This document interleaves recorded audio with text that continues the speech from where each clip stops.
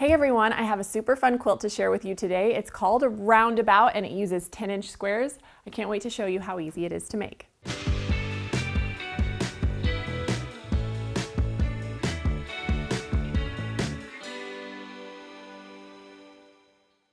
So this is the quilt we're going to be making today. I called it Roundabout. You want to pick your favorite 10-inch squares and we're going to add some simple little drunkard's path curves to give it this nice movement and impact. I just love how it comes together, and you know I love big blocks. So to make this quilt, you're going to need one package of 10-inch squares, and I use this fun collection called Moody Hues by Karen Rink for Andover. You're also going to need a little bit of background fabric, 1 1/8 yard, and I just used some black. That also includes your first little inner border.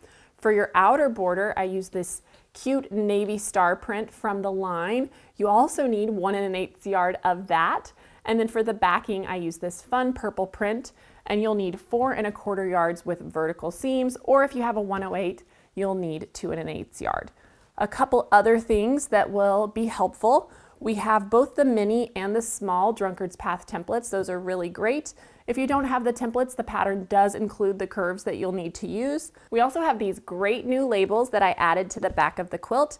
It will be helpful to have some sort of fabric marker, a glue stick, and your 28mm rotary cutter. So let's get started. This is the block that makes up the entire quilt. We're just going to make 9 of these great big blocks. They come together so fast. So let me show you how to do that. Up first, you're going to grab 1 of your 10-inch squares from your pack. And of course, you're going to need 4 of these to make your whole block. And I just wanted to make sure I had some color variation between each of those. So just keep that in mind as you're picking. And so first things first, we are going to use our template here to cut out this curve. And so this template is designed to fit exactly on a 10-inch square. So I'm just going to line that up on the outside edges. And then you can use your regular rotary cutter for this one, but I just have my 28mm handy. So we are just going to cut that curve there. And you can set this aside for another project, toss it in your scraps. And then from our background, we are going to cut some 4 1/2-inch squares. And we'll use the opposite piece of our template set now to cut out this curve. And so you can see again, it nestles right in there. And we're just going to cut off this little bit of excess. And now we can take this to the sewing machine. If you've never sewn a drunkard's path before, you're going to line it up beginning like this. So these straight edges are going to match. And if you want, you can fold and find your middle point. I just like to finger press. And some people really like to pin. I find that they get in my way. And so I just kind of use those as a guide as I'm sewing. I'll line up those little creases, and then I will use a little dab of glue at the end under the machine to finish off the end of this curve. So let's go ahead and start right here with our 1/4-inch seam. And I will just take a few stitches to get us started. And then we're going to gently kind of merge these 2 pieces together, kind of like merging into traffic. And just take your time.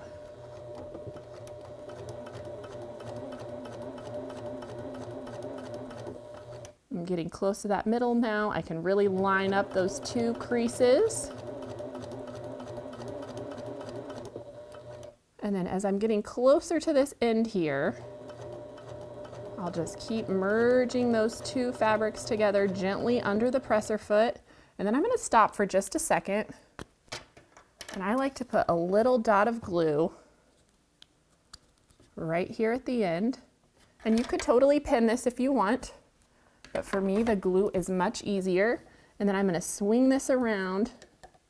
And just like I lined up the straight end at the beginning, I'm going to make sure that those are lining up as well. And so now I've got that, and we can just continue with our 1/4-inch seam all the way to the end. All right. So there is our first curve. I think that looks really nice. Let's go ahead and give it a press. And that will just roll back nicely. So that is step one. And so now on the opposite corner, we're gonna cut this little outside curve. And so to do that, I'm gonna set this template aside for now. And we are going to use this little guy. And you just kind of wanna float it here on the outside edge. And before I cut, I'm gonna take my marking pin and I'm just gonna make one mark on each of these straight sides of my template. That will come in handy later. And then I'll make sure this is straight. Use my little curve here and trim that off. There we go. And so now for the outside part of this, I have a 2.5 inch background square. And we're gonna line that up with the 2.5 inch line of our template here. And cut this out. There we go. And now when you start sewing these, you're gonna line this up with that mark that you made on your fabric, and you can line up the two little marks just like we did before to find your center line. Same thing with this. This little curve can be a bit more difficult to work with, so just take your time. Where did I put my glue stick? There we go. And so I'm actually going to glue this before I get to the machine here. So we'll line that one up right with our mark. We'll pull this one around, and just a tiny bit of glue goes a long way. Line up the middle, and then again on this opposite side here. Line up the straight piece. There we go. And you can see it just kind of naturally curls. And so we're just going to sew our 1/4 inch seam from the start of this fabric to the end there. So let's go ahead and take it to the sewing machine.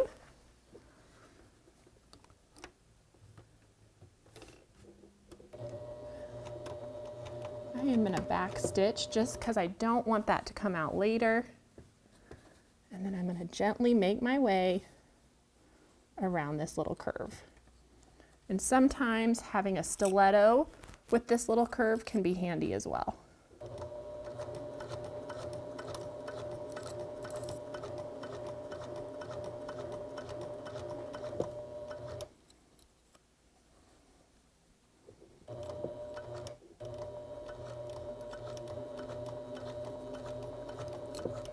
Now just remember, on this smaller curve, you want to take your time, use your fingers or the stiletto to guide the fabric out of the way so you don't have any little pleats in there. And it's okay to just slow down here on this step and just let the machine do the work and just gently guide it under there. And then I'm going to back stitch at the end. All right, so let's go give this a press and see how it looks. And I know when you've stitched this, you're like, there's no way that's gonna lay flat. It surprises me every time. And so we're just gonna gently let this roll back. All right, so once you have that pressed down, here's our little 1/4 of our block. And I do wanna point out, you'll see these little notches that are sticking out there. That's correct, that's all gonna get caught in your 1/4 inch seam. So don't worry about that. And you're just gonna make 3 more of these to complete your block. But I know this little outer curve can be the trickiest part of this entire quilt. So I thought I'd show it to you one more time. So I have a little piece prepped and ready to go here.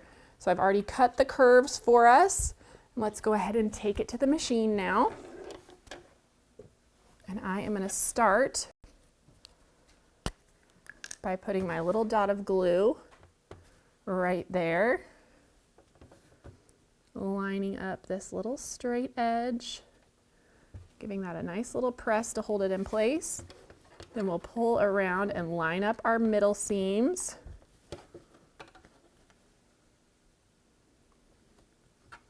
Again, squeeze it to set that in place. And then do our last one right over here by this other mark. I'm not sure if you can see it, but I did put that mark there. And line up the end. Whoops. My nail got in the way there. There we go. And again, if you don't want to use the glue, you could pin, but this is just the easiest that I've found. I really like how simple this makes it. So now we'll place this right under the presser foot. Get your little stiletto to help guide this into place. All right, so remember I back stitched at the beginning, and now I'm just gently guiding my fabric, keeping my needle down. You kind of have to watch because sometimes these little pieces will want to form a tuck. So just use the stiletto, move that out of the way, and gently ease your way around here.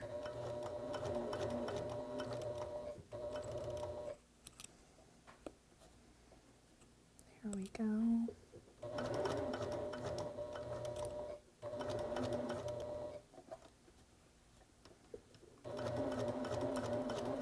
And back stitch at the end just to secure that little piece. There we go. All right, we'll give this one a press. All right. Just gonna roll that down. Just press it in place. You don't want to stretch this too much since you've got that curve. There we go. That looks great. So just trust yourself. Maybe do a few little practice pieces on scraps just to get the hang of it, but it is really not difficult. You just want to take your time. And so then to finish this off, we are just going to put 4 of these blocks together now, just like so. And we are just going to sew this together into a giant 4 patch. The only thing you want to watch at this point is you want those little curves to match up. So if you want to put a pin in there, you absolutely can, but these are large enough blocks that you can just watch as you're approaching that point. So let's go ahead and sew these together.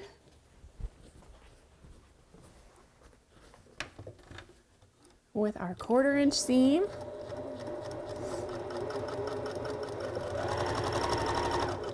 And then before I get to the curve here, I'll just make sure I am still lined up nicely, and then line up the bottom of my circle. And then I'll just add this one in right behind.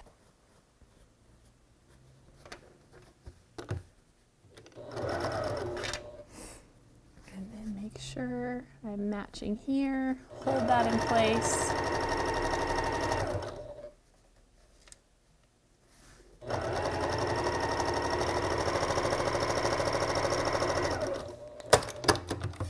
We can just open this up. If you want to press in between, you obviously can, but I'm just going to lay these now right sides together, and our block will be complete after this one last seam.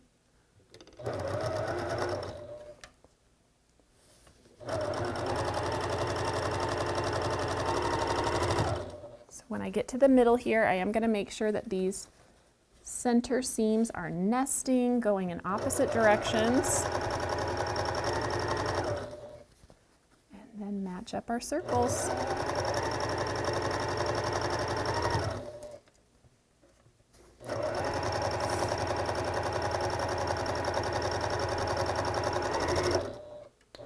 Beautiful, there you go. There is your block. You're just gonna make 9 of these. You can see the layout is 3 across by 3 down. I didn't put any sashing or anything between the blocks themselves. I just love this little diamond shape and how these blocks come together. You still see them have the nice curve shape. This first little inner border is cut at 1.5 inches, and then your outer border is 5 inches. And so let's go ahead and take a look at that fun purple backing. I think that's so cute. I quilted it with a newer pattern to us called Cartwheel, which I love that kind of circular shape. And then also you'll notice the little tags that I added this cute little scissor and our handmade label so that people know it's made with love. It finishes at 68 inches square, so it's a great throw size. And I hope you guys enjoyed this tutorial on the Roundabout quilt. I'll see you next time on At Home. Hey everyone, thank you so much for watching At Home. We're so excited to be almost 1 million quilters strong here at Missouri Star. And so if you haven't already joined our family, be sure to subscribe and hit that notification bell so you can be notified of all of our future tutorials. And we'll see you soon.